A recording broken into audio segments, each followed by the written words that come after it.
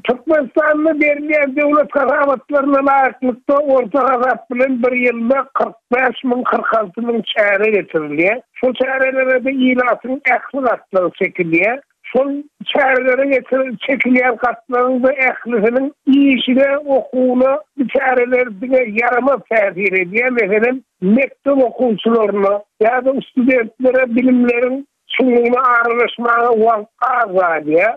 Ya da olmasa öğrenimsizlikten ekmek çekkenlerin öğrenim iş organına durup ilat köpçülüğüne yurda veretli öğrenimlerine yaramaz tehir niyetliye. Yani en esası yetken diyen bir adamların ruhuna urlayan, ruhu getirilen çareler ruhu koydukluğu, ruhu el karamanına var. Mesela mektep okuyucularının görünmörlüğü, son ödülün atasının, babasının, mamasının, genesinin, ehlisinin bir iyi rıfıvası olup bir başı kurulunu hem yaramsızlar, hem yerine saatlerin bolup geçýänligini, durmuşda kıyınçının bolup geçýänligini aytmam, oňa berip durmuşumuz bu ýer diýenligini sagazda görýärler. Ondan bularda da diýen bir kamilliğe yetmedik, bekemedik al, diýmek durmuşda ähli goňdy aýtmaly, temsil aýtmak bolany,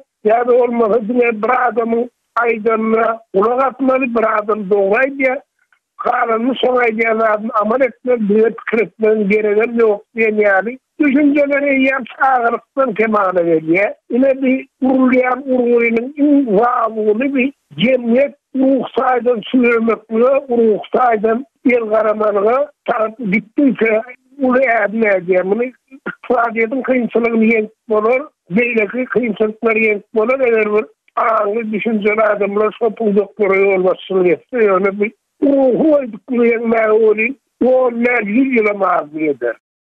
Tahta iskesene mi diyen, istemesene mi diyen. O vardı görürüm yok. Yönü işte de olmalı sen.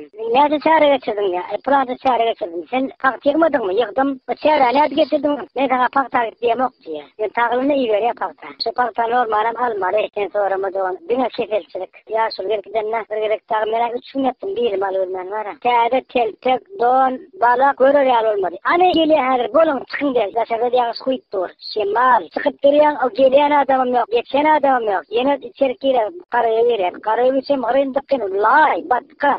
O içerik salınan hali düşükleri var. O sılp mı saran. İçinde sağınla soğutuyorlar var. Adamlar var. Yıkıcı bir yerinin yüreğinde soruyorum var. Hiç kime yaksılık yok. Hemmesi kargın yersinden. Kaçın geçerken bugünler. Kayver zağıyatı dermanı sıçı işin. İzdivat etkive değilim ortada. Hiç saat deyip bulana koyardı. Değilsen orada var. Tokunun bile yok etçoğular. O urmanı haklı var. Benim özel adama. Durmalı günün aşağına. Elim götürüp para. Hani buğday yorulacak. Hani o meyre edilecek. Elimi götürün. Yukarıya götürün. Ya söyleydi. Şimalı sakkalın kıyımlı yersin diye. Sakkal olup kıyımlamalı ora. Abradın en sana oraya sakkalı vardı. Oğlum şimalı kıyımlı ya.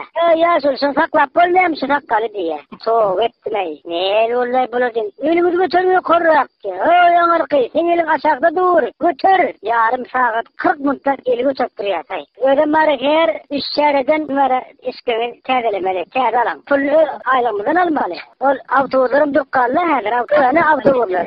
İstemeler var. Köyle değil. Otuz avtobusları bunları kreyine alıp 10 pullun bir söylemeli. Günlük 5 manattan 10 manattan türüye. Dine oğlum diye ol soğusna pul koşun diye soğusna. Bilemok neyin soğusna olur. Son onu koşardın ay dine koştu. Men ara 6 milyon aylık alayan otan son 3,5 milyon zordun iyi var ya. Ay dine çıktı da hukarat var. Olur şehret kötü.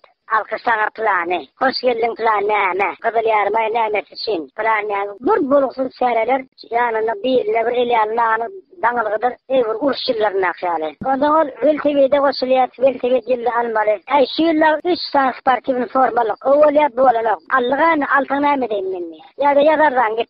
Misal şunlara devamı ilk yaşıl verildi. Yaşıl forma. April ayı sporta. O zaman yok dedi. Alp bolluğum beni. Pullum söyledik. Krasovka çeliyor adam. 2 milyon 800 milyon oldu da emmedi. Son oğlum yok. O bolmaya sizi sağır almalıydı. Sağır levavı veriliptir.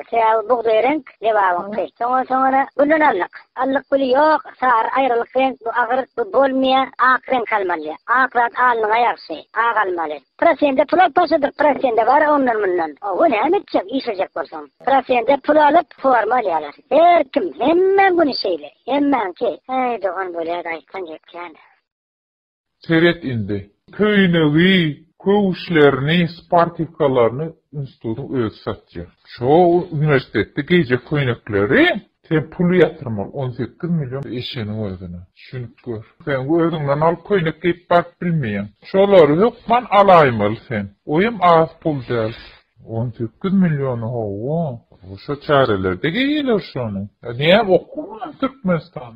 Çäreye hemmet pagyrçyklar çäreden ya anklara asyp okap oku öwrenmesen olur o. Ankalara asyra yaraman ýakşylar ağzlaryny suwnakdyryp gelip kıyın o çäreye gitmek o ussuda, o nemede, yöni uş görülür, ayaklarına aşağı zırkıldap yatıp, ağır strayko dişleyenim solar yaliyadiyen deldir. Eşek yaliyadiyeler yadağında, o son gelip olur eline kitap, nirde alsırlar, olurda nirde ne vaqt tapak sorulya, ne vaqt olurdan o egzaminden ne geçiyorlar, onan bilmeyin. Okumayırlara, okan oklar.